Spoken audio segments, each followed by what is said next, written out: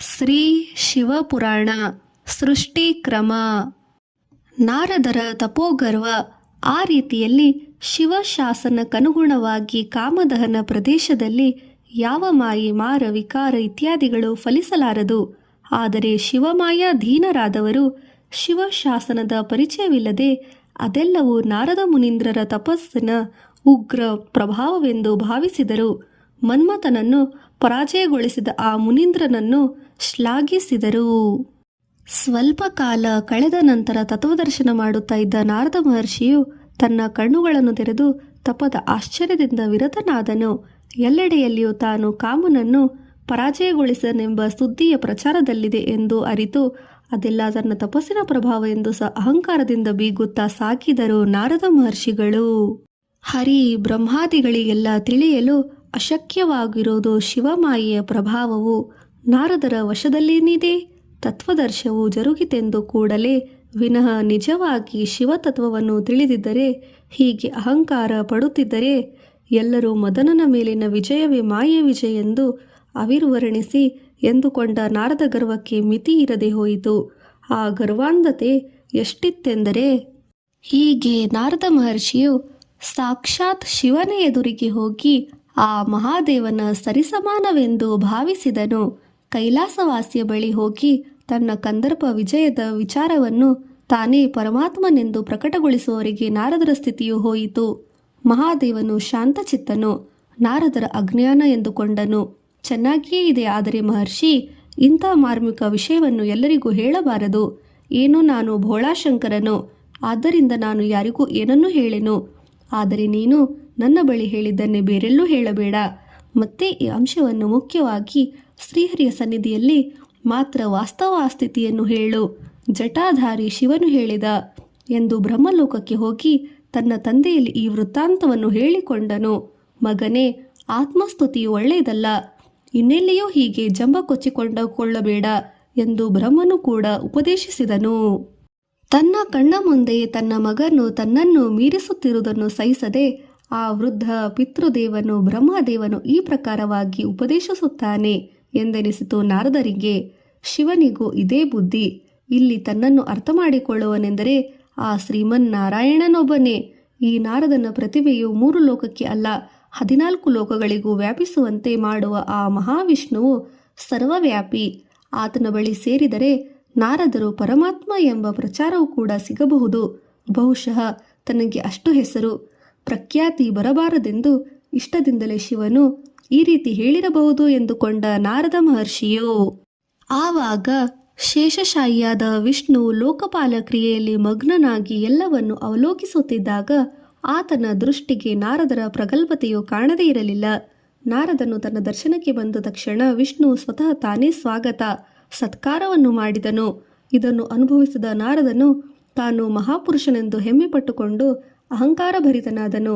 ಈ ಪ್ರಳಯ ಸೃಷ್ಟಿ ಅನಂತ ಕಲ್ಪಕಾಲಗಳು, ಮನ್ವಂತರಗಳು, ಯುಗ ಸಂವತ್ಸರಗಳು, ಈ ತ್ರಿಮೂರ್ತಿಯರು, ಅವರ ಅನುಚರರು, ಗಣಗಳು, ಚರಾಚರ ಜಗತ್ತಿನ ಸೃಷ್ಟಿ ಎಲ್ಲವೂ ತನ್ನ ಮಹಾತ್ಮವೇ ಎಂದು ಹೇಳಿಕೊಳ್ಳುತ್ತಿದ್ದ ನಾರದ ಸ್ಥಿತಿಯನ್ನು ಕಂಡು ಆಹಾ ಎಂದನು ಶ್ರೀಹರಿ. ಅಹಂಕಾರದಿಂದ ಬೀಗುತ್ತಿದ್ದ ನಾರದರು ವಾಸ್ತುಸ್ಥಿತಿಯನ್ನು ಗ್ರಹಿಸಿದ ಸ್ಥಿತಿಯಲ್ಲಿ ಇರಲಿಲ್ಲ. ಶಿವಮಾಯೆಯಲ್ಲಿ ಸಿಕ್ಕಿಕೊಂಡು ಅಹಂಕಾರದಿಂದ ತನ್ನ ಸ್ವಸ್ವರೂಪ ಜ್ಞಾನವನ್ನು ಕ್ರಮವಾಗಿ ಕಳೆದುಕೊಳ್ಳುತ್ತಿರುವಾಗ ನಾರದನನ್ನು ಸರಿಮಾಡಿ ವಿವೇಚನೆಯನ್ನುಂಟು ಮಾಡಲು ಮಹಾನುಭವರು ಮತ್ತೆ ಯಾರಿದ್ದಾರೆ? ಆ ಕೆಲಸವನ್ನು ಪರಮಾತ್ಮನೇ ಮಾಡಬೇಕು ಅಲ್ಲವೇ? ವಿಷ್ಣುವು ತನ್ನ ಮಾತನ್ನು ಕೇಳಿದ್ದೊಂದೇ ಅಲ್ಲ, ಅಂಗೀಕರಿಸಿದನು ಕೂಡ ಎಂದು ಅಹಂಕಾರದಿಂದ ಉಬ್ಬಿ ತನ್ನ ಪ್ರಜ್ಞಾಶೀಲತೆಯನ್ನು ಇತರ ಲೋಕಗಳಲ್ಲಿ ಹೇಳಿಕೊಳ್ಳಲು ತಾನೇ ಹೊರಟನು. ನಾರದರು ಹೊರಟು ಹೋಗಲು ಶ್ರೀಹರಿಯು ನಾರದನಿಗೆ ಸರಿಯಾಗಿ ಬುದ್ಧಿ ಕಲಿಸಬೇಕೆಂದುಕೊಂಡನು. ಶಿವನ ಪ್ರೇರಣೆಯಿಂದ ವಿಷ್ಣುವಿಗೆ ಅಂತಹ ಅಭಿಪ್ರಾಯವೂ ಹೊಳೆದಿತು. ಸಮಂಜಸವೇ. ಶಿವಮಾಯೆಯಿಂದ ಪ್ರೇರಿತನಾದ ಶ್ರೀಹರಿಯು ಒಂದು ಮಾಯಾನಗರವನ್ನು ಸೃಷ್ಟಿಸಿದನು. ಅದರ ರಾಜನ ಹೆಸರು ಶೀಲಾತಿನಿಧಿ. ಆತನಿಗೆ ಅಪಾರವಾದ ಅನುಚರ ವರ್ಗ. ಆತನಿಗೆ ಒಬ್ಬ ಸುಂದರ ಮಗಳು, ಆಕೆ ಹೆಸರು ಶ್ರೀಮತಿ. ಈ ಪ್ರಕಾರವಾಗಿ ಎಲ್ಲವನ್ನು ಸಹಜವೆನಿಸುವಂತೆ ಭ್ರಾಂತಿಯಿಂದ ಮಂತ್ರನಗರವು ನಾರದರ ಸಂಚಾರ ಮಾರ್ಗದಲ್ಲಿ ನಿರ್ಮಿತವಾಯಿತು. ಹೀಗೆ ನಾರದ ಮಹರ್ಷಿಯು ತನಗೆ ತಿಳಿಯದ ಲೋಕಗಳಿಲ್ಲ, ಆದರೂ ಈ ನಗರವು ಎಲ್ಲಿಂದ ಬಂತೋ? ಆಶ್ಚರ್ಯಭರಿತನಾದ ನಾರದನು ಆ ನಗರವನ್ನು ಪ್ರವೇಶಿಸಿದನು. ಮಾಯಾವಿಲಾಸವೆಂದರೆ ಇದೇ ಅಲ್ಲವೇ? ನಾರದನು ಬಂದೊಡನೆ ಪರಮಾನಂದ ಭರಿತನಾದ ಆ ಮಹಾ ಇಂದ್ರಜಾಲ ನಗರದ ರಾಜನಾದ ಶೀಲನಿಧಿಯು ಸ್ವಾಗತ ಸತ್ಕಾರ್ಯವನ್ನು ಯಥಾವಿಧಿಯಾಗಿ ಮಾಡಿ ಅಂತಃಪುರದ ಮಂದಿರಕ್ಕೆ ಆತನನ್ನು ಕರೆದುಕೊಂಡು ಬಂದನು.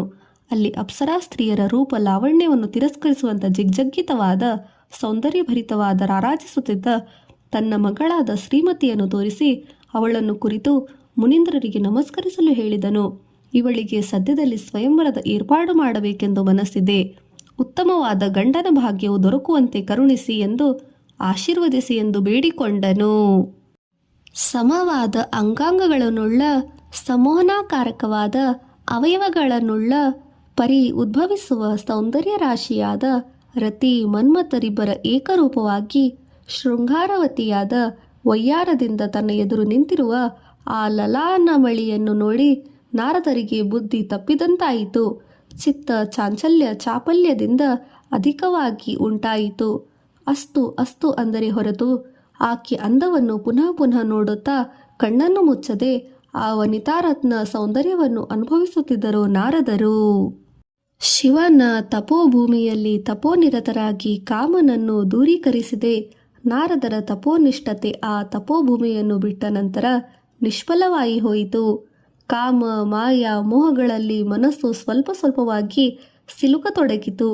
ಮದುವೆಯಾದರೆ ಇಂತಹ ನಾರಿಮಣಿಯನ್ನೇ ಮದುವೆಯಾಗಬೇಕೆಂದು ಯೋಚಿಸಿದರು ನಾರದರು. ಆದರೆ ಹೇಗೆ? ನೋಡಿದರೆ ತಾನು ಜಟಾಧಾರಿ, ಆಕೆಯಾದರೂ ಅಪರೂಪದ ಸೌಂದರ್ಯ ರಾಶಿ. ತನ್ನಂಥ ಮುನಿಯನ್ನು ಹೇಗೆ ವರಿಸುವಳು? ಶೌರ್ಯ ಪರಾಕ್ರಮ ವಿಲಸಿತನಾದ ಮದನ ಸಮೋಹನ ರೂಪದ ಸಮೂಪಿಯಾದ ಎಷ್ಟೇನು ಜನ ಕ್ಷತ್ರಿಯ ದೇವರಲ್ಲವೇ? ಸ್ವಯಂವರದಲ್ಲಿ ಆಕೆಯನ್ನು ವರಿಸಲು ಅನೇಕ ಜನ ಗಂಧರ್ವ ದೇವಕುಮಾರರು ಬಹಳ ಜನವಿದ್ದಾರೆ. ಇವರನ್ನೆಲ್ಲ ಬಿಟ್ಟು ಅವಳು ತನ್ನ ಬಳಿಗೆ ಬರುವುದಾದರೂ ಹೇಗೆ? ಆ ಆಲೋಚನೆಯು ತನ್ನ ಮನಸ್ಸಿನಲ್ಲಿ ಬಂದೊಡನೆಯೇ ತನಗೆ ಈ ವಿಷಯದಲ್ಲಿ ಸಹಾಯ ಮಾಡುವವರು ಯಾರು ಎಂದು ಒಂದು ಕ್ಷಣ ಯೋಚಿಸಿದರು. ನಾರದರ ಗರ್ವಭಂಗ. ತನ್ನನ್ನು ಸರಿಯಾಗಿ ಅರ್ಥ ಮಾಡಿಕೊಳ್ಳುವವರೆಂದರೆ ಆ ಶ್ರೀಹರಿಯೊಬ್ಬನೇ ಎಂದು ತನ್ನ ಮನಸ್ಸಿನಲ್ಲಿ ಉದ್ಭವಿಸಿದೊಡನೆ ವೈಕುಂಠವನ್ನು ಸೇರಿ ಶ್ರೀ ಮಹಾವಿಷ್ಣುವಿಗೆ ತನ್ನ ಮನಸ್ಸಿನಲ್ಲಿರುವುದನ್ನು ವಿವರಿಸಿದನು. ಅಂದವಾದ ರೂಪದಲ್ಲಿ ನಿನ್ನ ಸರಿಸಾಟಿಯಾದವರು ಯಾರೂ ಇಲ್ಲ ಎಂದು ಜನಾರ್ದನನ್ನು ಹೊಗಳಿ, ನಿನ್ನ ರೂಪವನ್ನು ನನಗೆ ಪ್ರಸಾದಿಸು, ಮದುವೆಯಾಗುವವರೆಗೂ ಅನುಗ್ರಹಿಸು, ಅನಂತರ ನಾನು ನನ್ನ ರೂಪವನ್ನು ಪಡೆಯುವೆ ಎಂದು ಬೇಡಿಕೊಂಡನು. ಕಾಮ ಮಹಿಮೆ ಅಂತಹುದೇ ಅಲ್ಲವೇ? ಕೇವಲ ಬಾಹ್ಯ ಆಕರ್ಷಣೆಗೊಳಪಟ್ಟು ರೂಪಕ್ಕೋಸ್ಕರ ಬಾಧೆಪಟ್ಟು ಯೋಚಿಸುವ ಪರಿಸ್ಥಿತಿಯನ್ನು ಕಲ್ಪಿಸಿತು. ನಾರಾಯಣನು ಸರಿ ಎಂದನು. ಮುಖವೊಂದನ್ನು ಬಿಟ್ಟು ಮಿಕ್ಕ ಶರೀರವನ್ನೆಲ್ಲ ಪುರುಷರಿಗೆ ಸಮೋಹನವನ್ನುಂಟು ಮಾಡುವಂತೆ ಅಂದವಾಗಿ ಮಾರ್ಪಡಿಸಿ ಮುಖವನ್ನು ಮಾತ್ರ ವಾನರ ರೂಪದಲ್ಲಿ ಕಾಣಿಸುವಂತೆ ಮಾಡಿದನು. ಆದರೆ ನಾರದ ಮಹರ್ಷಿಗಳಿಗೆ ಈ ವಿಚಾರ ತಿಳಿಯದಂತಾಯಿತು. ಶ್ರೀಹರಿಯನ್ನು ಬೀಳ್ಕೊಟ್ಟು ಅಲ್ಲಿಂದ ಬೇರೆ ಯಾವುದೇ ಆಲೋಚನೆಗಳನ್ನು ಮಾಡದೆ ಅತಿ ಉತ್ಸಾಹದಿಂದ ಸ್ವಯಂವರಕ್ಕೆ ಹೊರಟು ಹೋದನು. ನಾರದರು ಸ್ವಯಂವರದ ಸಭಾಮಂಟಕ್ಕೆ ಪ್ರವೇಶಿಸಿದರು. ಶಿವಮಾಯೆಯಿಂದ ಪ್ರೇರಿತರಾದ ರುದ್ರ ಗಣಾಧಿಪತಿಗಳಿಬ್ಬರು ಬ್ರಾಹ್ಮಣರ ವೇಷಧಾರಿಗಳಾಗಿ ಆತನನ್ನು ಅನುಸರಿಸುತ್ತಾ ನಾರದರಿಗೆ ಅನುಮಾನ ಬರದಂತೆ ಸಾಗಿ ಕಲ್ಯಾಣ ಮಂಟಪದಲ್ಲಿ ನಾರದರು ಕುಳಿತಿದ್ದ ಆಸನದ ಎರಡೂ ಪಕ್ಕದಲ್ಲಿ ಆಸೀನರೂಢರಾದರು. ಶ್ರೀಮತಿಯು ಪುಷ್ಪಮಾಲಾಧಾರಿಣಿಯಾಗಿ ಸ್ವಯಂವರ ಸಭಾವೇದಿಕೆಯನ್ನು ಪ್ರವೇಶಿಸಿದಳು. ಸಭೆಯಲ್ಲಿದ್ದವರೆಲ್ಲ ವಿಲಕ್ಷಿಸಿದರು. ವಾನರ ಮುಖವನ್ನು ಹೊಂದಿದ್ದ ನಾರದನನ್ನು ಕಂಡು ಆಕೆಗೆ ಅಪ್ರಯತ್ನವಾಗಿ ನಗೆಯು ಬಂದಿತು. ಅದನ್ನು ನೋಡಿದ ನಾರದರಿಗೆ ಆಕೆಯು ತನ್ನ ಮೇಲೆ ಸುಪ್ರಸನ್ನಳಾಗಿ ತನ್ನಲ್ಲಿ ಪರಾವಶವಳಾಗೆಂದು ತೋರಿತು. ಅವಳನ್ನೇ ನೋಡುತ್ತಾ ಕುಳಿತರು. ಅವಳು ಹತ್ತಿರಕ್ಕೆ ಬಂದು ನಾರದರ ಮುಖವನ್ನು ಮತ್ತೊಮ್ಮೆ ನೋಡಿ ಕಿಸು ನಕ್ಕು ನಕ್ಕು ನಾನು ಸುಮುಖನೆಂದು ಭ್ರಾಂತಿ ಇದ್ದರೆ ನಾರದರ ಆಶಾಭಂಗ ಮಾಡಿ ಆತನನ್ನು ದಾಟಿ ಶ್ರೀಮತಿಯು ಮುಂದೆ ಹೋದಳು. ಆ ವೇಳೆಗೆ ಮಾಧವನು ಅಪಾರ ಮನ್ಮಥರೂಪಿಯಾಗಿ ಅಲ್ಲಿಗೆ ಬಂದಿದ್ದನು. ಶ್ರೀಮತಿಯ ವರಮಾಲೆಯನ್ನು ಆತನ ಕಂಠವನ್ನು ಅಲಂಕರಿಸಿತು. ನಾರದನು ಹತಾಶನಾದನು. ಬ್ರಾಹ್ಮಣ ವೇಷಧಾರಿಗಳಾಗಿದ್ದ ರುದ್ರ ಗಣಾಧಿಪರಿಬ್ಬರು ನಾರದನ ಅವಸ್ಥೆಗೆ ಕನಿಕರಪಟ್ಟು ಏಕಯ್ಯ ಅಷ್ಟು ಆಂದೋಲನ. ಅವಳು ಯಾರನ್ನೂ ಸೇರಬೇಕಾಗಿತ್ತೋ ಅವರನ್ನೇ ಸೇರಿದ್ದಾಳೆ. ಅವರು ಇವರು ಇದನ್ನು ಯೋಚಿಸದೆಯೂ ಕೂಡ ನಿನಗೆ ಏನು ಅರ್ಹತೆ ಇದೆ? ಅದೆಲ್ಲವೂ ಇಲ್ಲವಲ್ಲ. ವಾಸ್ತವವಾಗಿ ನಿನ್ನ ಮುಖವು ಹೇಗಿರುವುದೆಂದು ನೋಡಿಕೊಂಡಿದ್ದೀಯಾ ಎಂದು ವಿನೋದ ಮಾಡಿದರು. ಸಂದೇಹದಿಂದ ತನ್ನ ಪ್ರತಿಬಿಂಬವನ್ನು ಅಲ್ಲಿಯೇ ಇದ್ದ ಕನ್ನಡಿಯಲ್ಲಿ ನೋಡಿಕೊಂಡ ನಾರದರಿಗೆ ತಮ್ಮ ಮುಖವು ವಾನರ ಮುಖಾಕೃತಿಯನ್ನು ಹೋಲುವುದೆಂದು ಭಾಸವಾಯಿತು. ಗರುಡಾವಾಹನ ರೂಢನು ಮೋಸವನ್ನು ಗಮನಿಸಿ ಕೋಪಗೊಂಡನು. ತನ್ನ 2 ಮಗ್ಗುಲಿನಲ್ಲಿದ್ದು ಹಾಸ್ಯ ಮಾಡುತ್ತಿದ್ದ ಆ ಇಬ್ಬರು ಬ್ರಾಹ್ಮಣರೆಂದು ಭಾವಿಸಿ ನಾರದರು ಬ್ರಾಹ್ಮಣರಿಗೆ ಸಮಯಾಸಮಯದ ಅರಿವಿಲ್ಲದೆ ಹಾಸ್ಯ ಮಾಡುವುದರಿಂದ ನೀವು ಬ್ರಾಹ್ಮಣ ಬೀಜದಿಂದ ರಾಕ್ಷಸರಾಗಿ ಜನಿಸಿರಿ ಎಂದು ಶಪಿಸಿ ಕ್ರೋಧಾವೇಶದಿಂದ ಇದೆಲ್ಲವೂ ವೈಕುಂಠವಾಸಿಯಾದ ವಿಷ್ಣುವಿನ ಚೇಷ್ಟೆಯೆಂದರಿತು ವೈಕುಂಠದವರೆಗೂ ಪ್ರಯಾಣಿಸಿದರು. ನಾರದ ವಿಷ್ಣು ಇವರ ಪರಸ್ಪರ ಶಾಪಚಾಲನೆ. ಮೊದಲು ಕಾಮಾತುರನಾಗಿದ್ದು ಆಮೇಲೆ ಕಾರ್ಯಭಂಗದಿಂದ ವಿಕಲ ಮನಸ್ಸಿನಿಂದ ಕೂಡಿ ಪ್ರಸ್ತುತವಾಗಿ ಕ್ರೋಧಾವೇಶದಲ್ಲಿ ಕೂಡಿದ ವೇದನೆಯಿಂದ ಪರಿವೃತ್ತನಾದ ವೈಕುಂಠವನ್ನು ಸೇರಿದ ನಾರದರು ಶ್ರೀಹರಿಯ ಬಳಿಗೆ ಬಂದನು. ಆಶ್ರಿತರನ್ನು ಕಾಪಾಡದೆ ತುಂಟತನದು ಒಳ್ಳೆಯದಲ್ಲವೇ? ಶ್ರೀಹರಿ, ನಿನಗೆ ಸರಿಯೇ? ನೀನು ಮಹಾಮೇಧಾವಿಯೂ ಅಲ್ಲವೇ? ಅಲ್ಲದೆ ಮಾಯಾತೀತನೂ ಕೂಡ. ಆದರೆ ಮಾತ್ರ ನೀನು ಶರಣಾಗತರನ್ನು ಕೂಡ ಹೀಗೆ ಮಾಡಿದರೆ ಅದು ನಿನ್ನ ಮಹಿಮೆಗೆ ಮೇರೆಯೇ? ಅದೆಲ್ಲವೂ ನೀನು ಯೋಚಿಸಿದ್ದೀಯಾ? ಅದನ್ನು ನೀನು ಆಲೋಚಿಸಿದ್ದೀಯಾ? ನೀನು ಈ ರೀತಿಯಾದರೂ ತಾನೇ ಆ ಮಹಾದೇವನು ಸರ್ವಾಧಿಕಾರಿಯಂತೆ ಬ್ರಾಹ್ಮಣರನ್ನು ನಿಯುಕ್ತಿಸಿದನು. ಶ್ರೀ ಮಹಾವಿಷ್ಣುವಿಗಿಂತ ಬ್ರಾಹ್ಮಣರನ್ನು ಅಷ್ಟು ಅಧಿಕರನ್ನಾಗಿ ಮಾಡಿದೆಯಲ್ಲ ಭೂತೇಶ ಎಂದು ಮಹರ್ಷಿಯು ಪ್ರಶ್ನಿಸಿದನು. ಸಾಕ್ಷಾತ್ ಆ ವಿರಾಟ ಪುರುಷನ ಮುಖದಿಂದ ಉದ್ಭವಿಸುವುದಲ್ಲವೇ? ಅಪಾರ ಸರಸ್ವತಿ ಮೂರ್ತಿಯಿಂದ ವೇದಗಳನ್ನು ಅಭ್ಯಸಿಸಿ ದೇವತೆಗಳಿಗಿಂತಲೂ ಶ್ರೇಷ್ಠರಾದವರು ಆ ಪರಾಶಿವನ ಆಜ್ಞೆ ಉದಾತ್ತ ಅನುದತ್ತ ಸ್ವರ ಸಹಿತವಾಗಿ ಅಪಶಬ್ದೋತ್ಪನ್ನವಾಗದಂತೆ ವೇದಗಳ ಪ್ರಜ್ಞೆ ಭೂಸುರರಿಗೆ ಒದಗುವಂತೆ ಮಾಡಿದವನು ಆ ಭಗವಂತ. ಸಮಸ್ತ ಮುನಿಜನರಿಗೆ ಮೂಲ ಪುರುಷರು ಬ್ರಾಹ್ಮಣರೇ. ಆದುದರಿಂದಲೇ ಬ್ರಾಹ್ಮಣ ದೂಷಣವು ಬ್ರಹ್ಮಹತ್ಯಾ ಪಾತಕಕ್ಕೆ ಸಮಾನವೆಂದು ತಿಳಿದವರು ಹೇಳುತ್ತಾರೆ. ಪುರಾಣ ಕಥೆಯಲ್ಲಿ ಇದಕ್ಕಾಗಿ ಎಷ್ಟೋ ನಿದರ್ಶನವೂ ಇವರನ್ನು ಸಾಕ್ಷಾತ್ ವಿಷ್ಣು ಸ್ವರೂಪವೆಂದು ತಿಳಿಯುತ್ತಾರೆ. ಬ್ರಹ್ಮ ದ್ವೇಷವು ಶ್ರೀಹರಿಯ ದ್ವೇಷಕ್ಕಿಂತಲೂ ಹೆಚ್ಚಿನದು ಸರಿಯೇ? ಅದು ಆಗಿರಲಿಲ್ಲ. ನಾರದರು ಶ್ರೀಹರಿಯನ್ನು ನಿಂದಿಸುತ್ತಾ ಸಾಲದೆಂದು ಶಾಪವನ್ನು ದಯಪಾಲಿಸಿದನು. ಸ್ತ್ರೀ ವಿಷಯದಲ್ಲಿ ನನ್ನನ್ನು ಮೋಸಗೊಳಿಸಿದ ನೀನು ಭೂಲೋಕದಲ್ಲಿ ರಾಜನಾಗಿ ಹುಟ್ಟಿ ನಿನ್ನ ಇಷ್ಟಪತ್ನಿಯ ವಿಯೋಗ ಬಾಧೆಯನ್ನು ಸ್ವಲ್ಪ ದಿನ ಕಾಲ ಪರಿತಪಿಸುವಂತಾಗಲಿ. ನನ್ನನ್ನು ಕೋತಿಯಂತೆ ಮಾಡಿ ಆಡಿಸಿದ ನಿನ್ನ ಮರ್ಕಟ ಬುದ್ಧಿಗೆ ಆ ಜನ್ಮದಲ್ಲಿ ಕೋತಿಗಳ ಸಹವಾಸದಿಂದ ನೀನು ಕಾಲ ಕಳೆಯುವಂತಾಗಲಿ ಎಂದು ನಾರದರು ಶಪಿಸಿದರು. ಶಿವಮಾಯಾ ವಿಲಾಸದರ ಪ್ರಭಾವ. ಚಿದಾನಂದ ಸ್ವರೂಪರಾದ ಶ್ರೀಹರಿಯು ಮಹಾದೇವನನ್ನು ಸೇರಿ ನಾರದನನ್ನು ಆವರಿಸಿದ ಮಾಯಾಪರದೆಯನ್ನು ಹರಿಯುವಂತೆ ಮಾಡಿದನು. ಯಾವಾಗ ನಾರದರಿಗೆ ಅವರಿಸಿತೋ ಆ ಮಾಯಾಪರದೆಯು ಹರಿಯಿತೋ ಆಗ ಅವರಿಗೆ ನಡೆದುದೆಲ್ಲ ಸ್ಪಷ್ಟವಾಗಿ ಹೃದ್ಗೋಚರವಾಯಿತು. ಜರುಗಿತ ಪರಪಾಟಲೆಯನ್ನು ಅಸಾಧಾರಣವಾಗಿ ಚಿಂತಾಕ್ರಾಂತವಾಗಿ ಚತುರ್ಭುಜನ ಪಾದಾರವಿಂದಗಳಲ್ಲಿ ನಾರದರು ಹೊರಳಾಡಿದರು. ಬ್ರಹ್ಮನ ಮಾನಸಪುತ್ರನೇ, ಇದರಲ್ಲಿ ನಿನ್ನ ದೋಷವೇನೂ ಇಲ್ಲ. ಎಲ್ಲವೂ ಪರಮೇಶ್ವರನ ಲೀಲೆ. ನಾನು ನೀನು ಎಲ್ಲರೂ ಆತನು ಆಡಿಸಿದಂತೆ ಆಡಬೇಕು. ಕೇವಲ ಶಿವ ಇಚ್ಛಾನುಸಾರವಾಗಿ ಇದೆಲ್ಲ ಜರುಗಿತು. ನೀನು ನನಗೆ ಶಾಪವನ್ನು ದಯಪಾಲಿಸಿದ್ದು ಕೂಡ ಅಂತರ್ಭಾಗವೇ. ಆದುದರಿಂದಲೇ ನಿನ್ನ ಶಾಪವನ್ನು ನಾನು ಸ್ವೀಕರಿಸುತ್ತೇನೆ. ಆದದ್ದು ಆಗಿ ಹೋಯಿತು. ತ್ರಿಕರಣ ಶುದ್ಧಿ ಪೂರ್ವಕವಾಗಿ ನೀನು ಇನ್ನು ಮುಂದೆ ಆ ಶಿವನನ್ನು ಧ್ಯಾನಿಸು. ಆ ಪರಶಿವನನ್ನು ಧ್ಯಾನಿಸಬೇಕು. ಪುರಾಕೃತ ಪುಣ್ಯ ವಿಶೇಷ ಮಾತ್ರದಿಂದ ಲಭಿಸುವ ಶಿವಭಕ್ತಿಯನ್ನು ತತ್ಪರನಾಗು. ನಿನ್ನ ತಂದೆಯನ್ನು ಗುರುವಂತೆ ಸ್ವೀಕರಿಸಿ ಅದ್ವೈತ ಶಿವತತ್ವವನ್ನು ಅನುಸರಿಸು. ಆ ಪರಮ ಶಿವಾನುಗ್ರಹವನ್ನು ನಿನಗೆ ದೊರೆಯುತ್ತದೆ ಎನ್ನುತ್ತಾ ಶ್ರೀಹರಿಯು ಅಂತರ್ಧಾನನಾದನು. ನಾರದರ ತೀರ್ಥಯಾತ್ರೆ. ನಾರಾಯಣನು ಕೊಟ್ಟ ಆಜ್ಞೆಯ ಪ್ರಕಾರ ನಾರದರು ಶಿವಭಕ್ತಿ ತತ್ಪರರಾದರು. ಅಂದಿನಿಂದ ಎಲ್ಲ ಭಾಗದಲ್ಲೂ ಇರುವ ಶಿವಕ್ಷೇತ್ರಗಳನ್ನು ಸಂದರ್ಶಿಸುತ್ತಾ ಇರುವಾಗ ಒಂದು ಸಾರಿ ನಾರದರಿಗೆ ಶಾಪಗ್ರಸ್ತರಾದ ರುದ್ರ ಗಣಾಧಿಪರಿಬ್ಬರು ಆತನ ಪಾದಗಳಿಗೆ ಎರಗಿದರು. ತಮ್ಮ ಶಾಪ ವಿಮೋಚನೆ ಮಾಡಿ ಕರುಣಿಸಬೇಕೆಂದು ಪ್ರಾರ್ಥಿಸಿದರು. ಶಾಪವನ್ನಿತ್ತ ಮೇಲೆ ಅದನ್ನು ಪುನಃ ವಾಪಸ್ಸು ಪಡೆಯುವಂತಿಲ್ಲ. ತಾನು ಶಾಪವನ್ನಿತ್ತ ಪ್ರಕಾರ ಅನುಭವಿಸಲೇಬೇಕು. ಆದರೆ ಅದಕ್ಕೆ ಕೊಂಚ ಉಪಶಮನ ಉಂಟೆಂದು ಹೇಳಿ ರಾಕ್ಷಸರಾಗಿ ಹುಟ್ಟಿ ನೀವು ಶಿವಭಕ್ತರಾಗಿ ಶಿವನಿಂದಲೇ ಮರಣವಾಗಿ ಎಂದು ಅವರನ್ನು ಸಂತೈಸಿದರು. ಎಲ್ಲ ತೀರ್ಥಗಳನ್ನು ಸಂದರ್ಶಿಸುತ್ತಾ ನಾರದ ಮಹಾಮುನಿಯು ವಾರಾಣಸಿ ಕ್ಷೇತ್ರವನ್ನು ಸೇರಿದರು. ವಿಶಾಲಾಕ್ಷಿ ವಿಶ್ವೇಶ್ವರನ ಸಂದರ್ಶನ ಮಾಡಿದರು. ಅಲ್ಲಿಂದ ಮುಂದೆ ಬ್ರಹ್ಮಲೋಕವನ್ನು ಸೇರಿದರು. ತಂದೆಯಾದ ಪರಮೇಷ್ಠಿಗೆ ಪರಿಣಾಮವೊಂದು ಮಾಡಿ ತಂದೆಯು ಎಷ್ಟೆಷ್ಟು ತೀರ್ಥಗಳನ್ನು ಸೇವಿಸಿದರೂ ಶಿವತತ್ವಸಾರವು ತಿಳಿಯದಾಯಿತು. ತನ್ನ ಮೇಲೆ ದಯವಿಟ್ಟು ನೀವೇ ಗುರುವಾಗಿ ಆ ಪರಿಜ್ಞಾನವನ್ನು ಕಲಿಸಿರೆಂದು ಬೇಡಿಕೊಳ್ಳುತ್ತಾನೆ ಎಂದನು. ನಾರದರಿಗೆ ಬ್ರಹ್ಮನ ಉಪದೇಶ. ಮಗನೇ, ಪರಮಪುರುಷನಾದ ಆ ಆದಿದೇವನ ಲೀಲೆಗಳನ್ನು ವರ್ಣಿಸಲು ನನ್ನಿಂದ ಸಾಧ್ಯವೇ ಇಲ್ಲ. ನಾನಾಗಲಿ ನಾರಾಯಣನಾಗಲಿ ಪರಮಶಿವನ ಕುರಿತು ಪರಿಪೂರ್ಣ ಜ್ಞಾನವನ್ನು ಅನುಭವಿಸಿದ್ದೇನೆ ಹೇಳಿದರೆ ಅದು ಅಹಂಕಾರವೇ. ಆಜ್ಞಾಗೋಚರವಾದ ಅವನು ಮಹಾದೇವನು ಒಂದೇ ಮಾತಿನಲ್ಲಿ ಹೇಳುವುದೆಂದರೆ ಪರಮಶಿವನು ಒಂದು ಅದ್ಭುತ ಎನ್ನಬೇಕು. ಆ ಅದ್ಭುತ ಮೂರ್ತಿಯು ಆದಿ ಅಂತ್ಯವಿಲ್ಲದವನು, ಅನಾದಿ ಮಧ್ಯ ಲಯರಹಿತನು.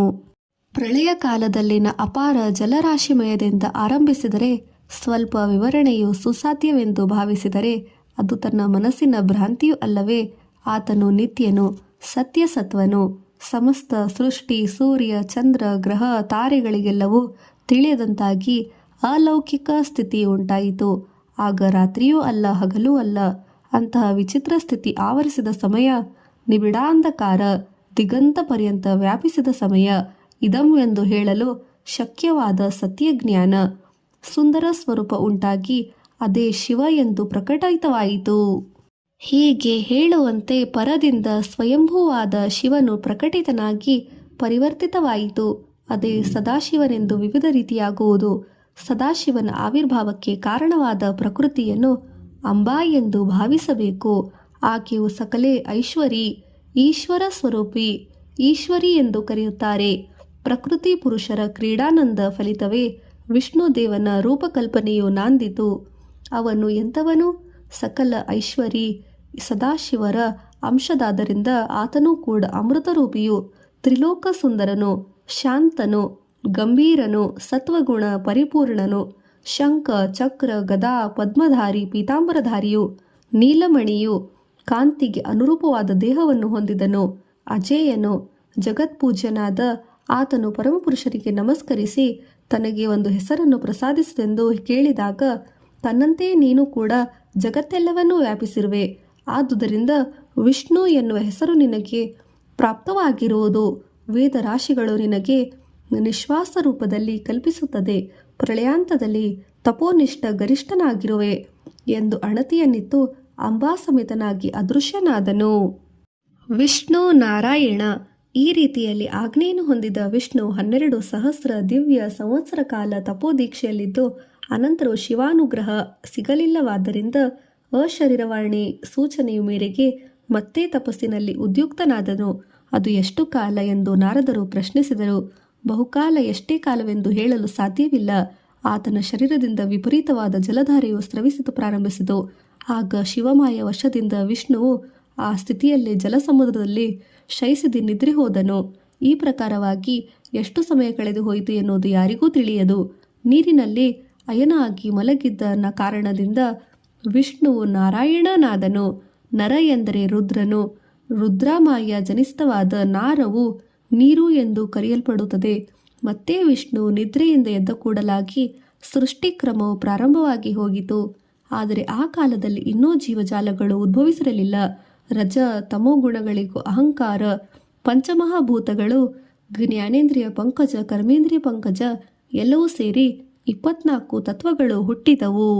ಈ ಪ್ರಕಾರವಾಗಿ ಇದ್ದಾಗ ನಾರಾಯಣನು ನಾಭಿಯಿಂದ ಒಂದು ಕಮಲವು ಉದ್ಭವಿಸಿ ಎದೆಯೆಡೆಗೆ ಸಾಗಿತು. ಆದ್ದರಿಂದ ವಿಷ್ಣು ಪದ್ಮನಾಭ ಎಂದು ಹೆಸರುಂಟು. ಹೀಗೆ ವಿಷ್ಣು ನಾಭಿ ಕಮಲ ದಕ್ಷಿಣ ಭಾಗದಿಂದ ಜನಿತವಾದ ಒಂದು ಶಿವ ಅಂಶ ಬ್ರಹ್ಮನಾಗಿ ಪರಿವರ್ತಿತಗೊಂಡು ಪ್ರವೇಶ ಮಾಡಿತು. ಈ ಶಿವಾಂಶಕ್ಕೆ 4 ಮುಖಗಳು. ಚತುರ್ಭುಜನಾದ ಆ ಮಹತ್ತಾದ ಗರ್ಭದಲ್ಲಿ ಬಂಗಾರದ ಗಣಿಯುವಂತೆ ಆತನಿಗೆ ಹಿರಣ್ಯಗರ್ಭನೆಂದು ಹೆಸರು ಉಂಟು. ಅವೆಲ್ಲವೂ ಶಿವನ ಲೀಲಾವಿಲಾಸ. ಕೇವಲ ಅಲ್ಲಿ ಮೂಲವಿಲ್ಲದೆ ಮೇಲೆ ತೂಗುತ್ತಿದ್ದ ಕಮಲ ಪುಷ್ಪವೇ ತನ್ನ ಲೋಕವೆಂದು ತಿಳಿದು ಇತರೆ ಪ್ರಪಂಚವು ಏನು ಹೇಗೆ ಇರುವುದೋ ಎಂದುಕೊಂಡು ಚತುರ್ಭುಜನಿಗೆ ತಿಳಿಯದು. ಬ್ರಹ್ಮ ವಿಷ್ಣುಗಳ ಸಂವಾದ ವಾಸ್ತವವಾಗಿ ತನ್ನನ್ನು ಯಾರು ಸೃಷ್ಟಿಸಿದವರು ಎಂಬುದನ್ನು ಚತುರ್ಭುಜನಿಗೆ ಅರ್ಥವಾಗದ ಸ್ಥಿತಿ. ವಾಸ್ತವ ಮೂಲವನ್ನೇ ಶೋಧಿಸುತ್ತಾ ಆ ಪದ್ಮವನ್ನು ಮೊದಲು ತಿಳಿಯಲು ಕಮಲನಾಳದಲ್ಲಿ ಪ್ರಯಾಣಿಸಿದನು. 100 ವರ್ಷಗಳು ಸಾಗಿದರೂ ಅದರ ತಳವನ್ನು ಸೇರಲು ಪ್ರಯತ್ನ ವಿಫಲವಾಯಿತು. ಆದಿ, ವಾಸ್ತವ, ಮೂಲ, ಶಿಖರ ಇವು ಯಾವುದು ಎಂದು ತಿಳಿಯದೆ ಆ ಕಮಲನಾಳದ ಮಧ್ಯದಲ್ಲಿ ಇದ್ದು ಬ್ರಹ್ಮನಿಗೆ ಮತ್ತೊಂದು 100 ಸಂವತ್ಸರ ಕಳೆಯಿತು. ಏನು ಇಷ್ಟು ಕಾಲ ಎಂಬ ಚಿಂತೆ ಅಧಿಕವಾಗಿ ಚತುರ್ಮುಖನ್ನು ಚಟಪಡಿಸುತ್ತಿರಲು ತಪಸ್ಸು ಮಾಡು ಎಂದು ಅಶರೀರವಾಣಿ ಎಚ್ಚರಿಕೆ ಕೊಟ್ಟಿತು. ಹೀಗೆ ಎಷ್ಟೋ ಕಾಲ ತಪಸ್ಸನ್ನು ಆಚರಿಸಿದ ನಂತರ ಆ ತಪೋವೇಗದ ಪ್ರಭಾವದಿಂದ ಹಿರಣ್ಯಗರ್ಭನು ನಾರಾಯಣ ಬಳಿಗೆ ಸೇರಿಕೊಂಡನು. ಚತುರ್ಭುಜನು ನೀಲದೇಹಿಯು ಮಿಂಚುತ್ತಿರುವ ಆಭರಣಗಳ ಕಾಂತಿಯಿಂದ ಪ್ರಕಾಶಿಸುತ್ತಾ ನಿದ್ರಿಸುತ್ತಿದ್ದ ನಾರಾಯಣನನ್ನು ಎಚ್ಚರಗೊಳಿಸಿ, ನೀನು ಯಾರು ಎಂದು ಬ್ರಹ್ಮನು ಪ್ರಶ್ನಿಸಿದನು. ಕುಮಾರ, ನೀನು ನನಗೆ ನೋಡಲು ಎಷ್ಟು ಕಾಲ ಬೇಕಾಯಿತು? ಹೋಗಲಿ ಮಗನೇ, ಈಗಲಾದರೂ ಅರಿತೆಯೇ ಎಂದು ಪ್ರೀತಿ ವಿಶ್ವಾಸಗಳಿಂದ ವಿಷ್ಣು ಕೇಳಿದನು. ಚತುರ್ಭುಜನು ಕೋಪಯುಕ್ತನಾಗಿ, ಇದುವರೆಗೂ ನಿದ್ರಿಸುತ್ತಿದ್ದ, ಸಾಲದೆಂಬುವಂತೆ ಇದುವರೆಗೂ ಮೇಲೆ ಕೆಳಗೆ ಪ್ರಯಾಣಿಸುತ್ತಿದ್ದ ನನ್ನನ್ನು ಒಂದು ಬಾರಿಯೂ ಪ್ರಯಾಣದಲ್ಲಿ ಇಷ್ಟು ಕಾಲ ಕಳೆದು ತನ್ನನ್ನು ತಿಳಿಯುತ್ತಾ ಕೇಳುತ್ತಾನಲ್ಲ ಎಂದು ರೋಷಯುಕ್ತನಾದನು. ವಾಸ್ತವವಾಗಿ ನೀನು ಯಾರೊಡನೆ ಮಾತನಾಡುತ್ತಿದೆಯೋ ಎಂದು ತಿಳಿದಿದೆಯೋ? ನಾನು ಸ್ವಯಂಭೂ, ಎಲ್ಲರನ್ನು ಸೃಷ್ಟಿಸುವ ಶಕ್ತಿ ನನಗಿರುತ್ತದೆ. ನಾನು ಅನಾದಿಯು, ನಿದ್ರೆಯ ಮತ್ತಿನಲ್ಲಿ ಬಿಡುಗೊಂಡು ಹೊಂದಿ ಸ್ವಲ್ಪ ಕಾಲ ನೋಡು, ನನ್ನ ದರ್ಶನದಿಂದ ಪುಣ್ಯವನ್ನು ಹೊಂದು ಎಂದು ಮಹಾ ಅಹಂಕಾರಯುಕ್ತ ಸ್ವರದಲ್ಲಿ ನುಡಿದನು ಚತುರ್ಮುಖನು. ನಾರಾಯಣನು ಎಷ್ಟೋ ನಯದಿಂದ ಭಯದಿಂದ ಮಾತನಾಡುತ್ತಿದ್ದರೂ ಕೂಡ ಹಿರಣ್ಯಗರ್ಭನು ಅಹಂ ಏರುತ್ತಲೇ ವಿನಃ ಕರಗಲಿಲ್ಲ. ಆದರೆ ಮುಖ್ಯವಾಗಿ ಆ ನಿದ್ರಾಪ್ರಿಯ ತನ್ನನ್ನು ಚಿಕ್ಕವನೆಂದು ಭಾವಿಸುತ್ತಾನೆಂಬ ಭಾವನೆ ಚತುರ್ಮುಖನ ತಲೆಯ ಮೇಲೆ ಮಾಡಿತು. ಅದಲ್ಲ ಕುಮಾರ, ಈ ಜಗತ್ತನ್ನು ಸೃಷ್ಟಿಸುವ ಕಾರಣದಿಂದ ನಿನ್ನನ್ನು ನನ್ನ ನಾಭೀಕಮಲದಿಂದ ಆವಿರ್ಭವಿಸುವಂತೆ ಮಾಡಿದವರು ಯಾರು ಎಂದು ತಿಳಿದಿದೆಯಾ? ಅದು ನಾನೇ ಎಂದು ಹೇಳಿದನು ವಿಷ್ಣುವು. ಸಾಕು ನಿನ್ನ ಬಡಾಯ, ಇದನ್ನು ಯಾರು ನಂಬುತ್ತಾರೆ? ನಾನು ಮೊದಲೇ ಹೇಳಿದ್ದೇನೆ, ನಿನಗಿಂತ ದೊಡ್ಡವನು ನಾನು ಸ್ವಯಂಭೂ ಜನಿಸಿದ್ದೇನೆ. ಅದು ನಿನ್ನ ಭ್ರಮೆ ಎಂದನು ವಿಷ್ಣು. ಭ್ರಮೆ ಪಡುತ್ತಿರುವಿನಲ್ಲ ನೀನು. ಹೀಗಿದ್ದರೂ ಅದು ನಿದ್ರೆಯೇ, ಮತ್ತಿನ ಪ್ರಭಾವವಲ್ಲ. ಇದು ನಿದ್ರೆಯೇ ಅಲ್ಲವೇ? ಅಲ್ಲ ಚತುರ್ಮುಖ, ನಿದ್ರೆ ಮತ್ತು ಅಲ್ಲದಿದ್ದರೂ ಮಾಯೆಯಾಗಿರಬಹುದು, ಇಲ್ಲದಿದ್ದರೂ ನಿನ್ನ ಅಜ್ಞಾನ ಎಂದು ಬ್ರಹ್ಮನು ಪರಿಹಾಸ್ಯ ಮಾಡಿದನು. ಸ್ವಲ್ಪ ತಿಳಿದು ಮಾತನಾಡು, ನೀನು ಶುದ್ಧ ಅಜ್ಞಾನಿಯು. ತಿಳಿಯುತ್ತಲೇ ಇದ್ದಯ್ಯ, ಅದು ಯಾರದೋ ಅಜ್ಞಾನ. ನಾನು ಪರಬ್ರಹ್ಮ, ಅಹಂಕಾರದಿಂದ ನುಡಿದನು ಬ್ರಹ್ಮ. ಶಿವಮಾಯ ವಿಲಾಸವೇ ಹೀಗೆ. ಇಬ್ಬರು ಈ ಮಹಾ ಮಾಯಾಕಾರದಲ್ಲಿ ಉತ್ತಮವಾಗಿ ಸಾಗುತ್ತಿದ್ದರು. ಮುಂದುವರೆತಲೇ ಇದ್ದು ಈ ಲೀಲಾ ವಿನೋದವನ್ನು ನೋಡುತ್ತಲೇ ಇದ್ದ ಪರಶಿವನು ಶ್ರೀ ಸದಾಶಿವನ ಮಹಿಮೆಯು ಪೂರ್ತಿ ತಿಳಿಯಲು ಅಸಮರ್ಥರಾದ ಯಾರು? ಸಮರ್ಥರಾದವರು ಯಾರಿದ್ದಾರೆ? ಇಲ್ಲಿ ಚತುರನಿಗೆ ಚತುರತೆ ಇಲ್ಲ, ಅಲ್ಲಿ ನಾರಾಯಣನಿಗೆ ಪರಿಣಿತಿಯೇ ಇಲ್ಲ. ಹೀಗೆ ಮುಂದುವರಿಯುತ್ತಿದ್ದು ಅದು ಅಸಾಧಾರಣ ಸ್ಥಿತಿಯನ್ನು ಸೇರಿದಾಗ ಅದನ್ನು ತಡೆಯಲು ಪರಮಶಿವನು ಆದಿ ಮಧ್ಯ ರಹಿತನಾಗಿ ಲಿಂಗ ರೂಪದಲ್ಲಿ ಅಲ್ಲಿ ಪ್ರತ್ಯಕ್ಷನಾದನು. ಆ ಮಹಾ ತೇಜಸ್ಸು ಲಿಂಗದಿಂದ ದರ್ಶನವಾದ ನಂತರ ಅವರಿಬ್ಬರು ಕವಿದಿದ್ದ ಮಾಯಾಪರದೆ ತೊಲಗಿತು. ಬ್ರಹ್ಮ ವಿಷ್ಣುಗಳಿಬ್ಬರು ಪಶ್ಚಾತ್ತಾಪಪಟ್ಟು ಶಿವತತ್ವವನ್ನು ಸ್ಮರಿಸುತ್ತಾ ಶಿವನನ್ನು ಸ್ತುತಿಸಿದರು. ಬ್ರಹ್ಮ ವಿಷ್ಣುಗಳಿಗೆ ತತ್ವೋಪದೇಶ. ಈ ವಿಧವಾಗಿ ಬ್ರಹ್ಮ ಮತ್ತು ವಿಷ್ಣು ಇವರಿಬ್ಬರು ಮಾಡಿದ ಮಹತ್ತರವಾದ ಸ್ತೋತ್ರಗಳಿಂದ ಸಂಪ್ರೀತನಾದ ಪಶುಪತಿಯು ಅವರಿಬ್ಬರಿಗೂ ವೇದಗಳನ್ನು ಅರ್ಥಸಹಿತ ಬೋಧಿಸಿದನು. ಅನೇಕ ರಹಸ್ಯ ತತ್ವಗಳನ್ನು ಉಪದೇಶಿಸಿದನು, ಪರಿಚಯಿಸಿದನು. ಅವೆಲ್ಲವೂ ಅತ್ಯಂತ ರಹಸ್ಯವಾಗಿರುತ್ತದೆ, ಪಂಡಿತರಿಗೂ ಕೂಡ ಗಹನವಾದದ್ದು. ನಿತ್ಯ ನೂತನಾರ್ಥವಾಗಿ ನಿರಂತರವು ಶೋಭಿಸುತ್ತಿರುವುದು ವೇದಾತೀತ ಪಂಡಿತೋತ್ತಮರ ಪರೀಕ್ಷೆಯು ಗುರಿಪಡಿದೆ. ವಿಫುಲರಾದ ವೇದಗಳು ಸಾಮಾನ್ಯ ಪಂಡಿತರಿಗೆ ಮಾತ್ರ ತಿಳಿಯದು. ಅಷ್ಟು ವಿಶಿಷ್ಟವಾದ ವೇದಗಳ ಅಧ್ಯಯನಶೀಲರನ್ನು ಭೂಲೋಕದಲ್ಲಿ ಕೇವಲ ಭೂಸುರರು, ಋಷಿಗಳ ಅಂಶದಿಂದ ಜನಿಸಿದ ಅವುಗಳು ಬ್ರಾಹ್ಮಣ ಸ್ತೋತ್ರಗಳು ಅಲ್ಲದೆ ಮಹಾಮಾನ್ವಿತ ವೇದಗಳನ್ನಾಗಲಿ ವೇದ ಪಾರಂತಗಳಾಗಲಿ ಯಾರೇ ಆಗಲಿ ತಿಳಿಯದೆ ನಿಂದನೆ ಮಾಡಿದರು ಅಂಥವರು ನನ್ನನ್ನು ದೂಷಿಸದಂತೆ ಎಂದು ತಿಳಿಯಬೇಕು. ಅಷ್ಟೇ ಅಲ್ಲ, ನೀವಿಬ್ಬರು ಕೂಡ ಒಂದಾನೊಂದು ಕಲ್ಪಕಾಲದಲ್ಲಿ ಬ್ರಾಹ್ಮಣಾಂಶದಿಂದ ವಿವಿಧ ಕ್ಷೇತ್ರ ಬೀಜರೂಪದಲ್ಲಿ ಜನಿಸಿದವರು. ಇಂಥವು ಪುನಃ ಹೇಳಲು ವಿಷಯವುಂಟೆ?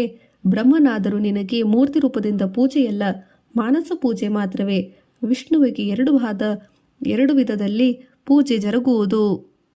ಪದ್ಮನಾಭ, ಬ್ರಹ್ಮ ಸೃಷ್ಟಿಯಲ್ಲಿ ಎಷ್ಟೆಷ್ಟೋ ಅವಾಂತರ ನಡೆಯುತ್ತೇ ಇರುವುದರಿಂದ ದುಷ್ಟ ಶಿಕ್ಷಣ, ಶಿಷ್ಟ ರಕ್ಷಣ, ಕಾರ್ಯಾರಂಭ ಕಾರ್ಯಭಾರವನ್ನು ನೀನು ನಿರ್ವಹಿಸುತ್ತಾ ಇರು.